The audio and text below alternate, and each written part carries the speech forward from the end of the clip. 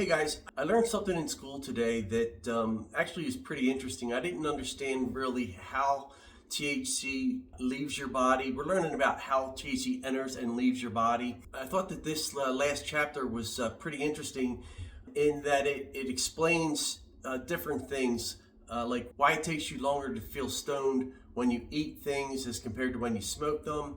So I'm going to stay out of the weeds on this one. I'm going to stay at a real high level. But I just thought this was real interesting and I wanted to share it with you.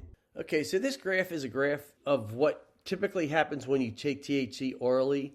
The bottom curve is just a straight THC. That's what you're getting when you ingest any kind of THC product. Now, what happens is when it enters your body, and I'm not going to get too deep on this, it immediately converts to this 11-OH THC. Now, this bottom THC is a psychedelic THC, but there's not as much in your bloodstream as that what happens when it converts it to this 11-OH THC. I need to mention this 11-OH THC is 3 times more prevalent in your bloodstream in the plasma. And this top line is actually what happens next to the 11-OH THC. It's converted in your body to THCOOH. It's not psychedelic. But you'll see that this is what they actually analyze for when you're subject to a drug test at work. Now, this is a non-psychedelic THC, but it still remains in your system. And the only way you can get it in your system is by taking THC, and it goes through these conversions.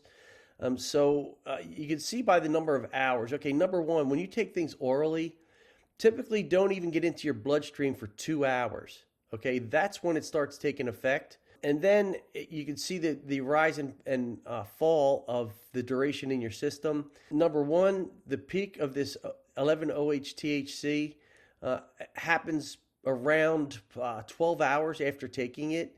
You'll start feeling it pretty good after 2-3 hours, but you'll be high for at least 23, 24 hours.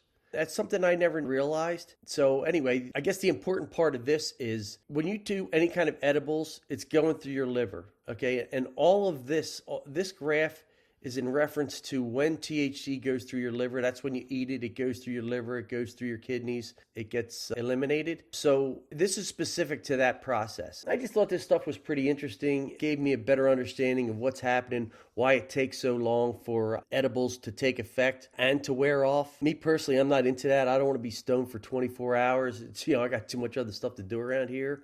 But if that's your thing, but understand this, if you take any kind of oral THC, whether it be through a drink or a chocolate or gummies or whatever you do, it's going to take at least an hour and a half to get off. What most people do, they wait an hour and are not feeling anything. So what they do is they take another one. And like I said before, what happens to you, it's not only doubling the time that it takes for your body to absorb it, it's also doubling the efficacy or how much your body is actually absorbing. You'll end up with triple the amount in your bloodstream and you're going to be super stoned sitting in a corner. Just a little bit of advice. If you're not getting off after about an hour, hour and a half, then you might question the product. Make sure what you don't want to do is after a half hour, 45 minutes, go ahead and take another dose because like I said, you'll be stoned somewhere in a corner. So, I thought this stuff was pretty interesting. I thought a lot of people might be interested in this part. To me, it's interesting stuff. So I hope you found this educational.